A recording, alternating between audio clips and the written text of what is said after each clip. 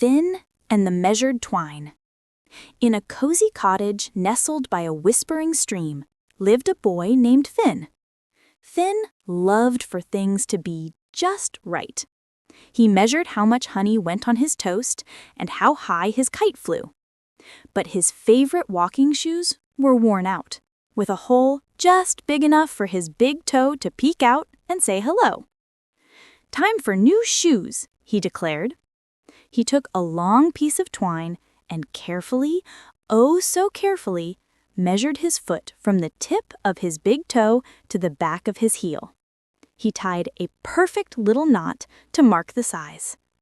"There," he said proudly, holding up the string, "the exact, most perfect size." With a happy hum, Finn set off for the village market, tucking the precious twine into his pocket. The path wound through a forest where sunbeams danced on the mossy ground and over a little stone bridge where tiny fish darted in the clear water below. The market was a wonderful jumble of sounds, smells, and colors. And there, under a bright blue awning, was the shoemaker's stall, filled with the most wonderful shoes Finn had ever seen, all polished and sitting in neat rows.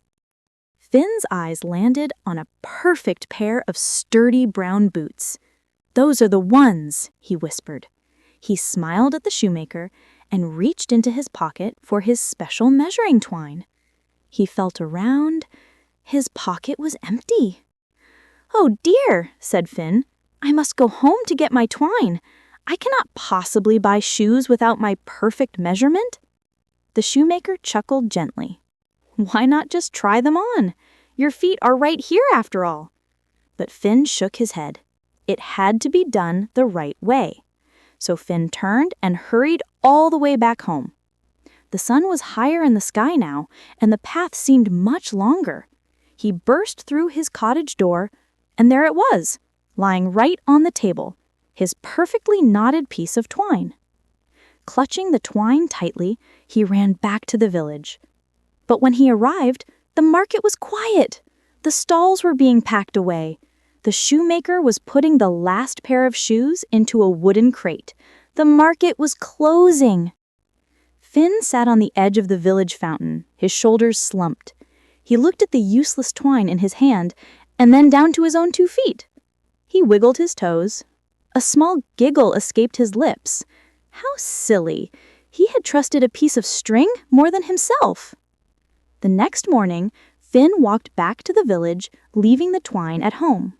He found the shoemaker's little shop and tried on the sturdy brown boots. They fit perfectly. Walking home, Finn didn't need a measurement to know he was on the right path. He just needed to trust his own 2 feet.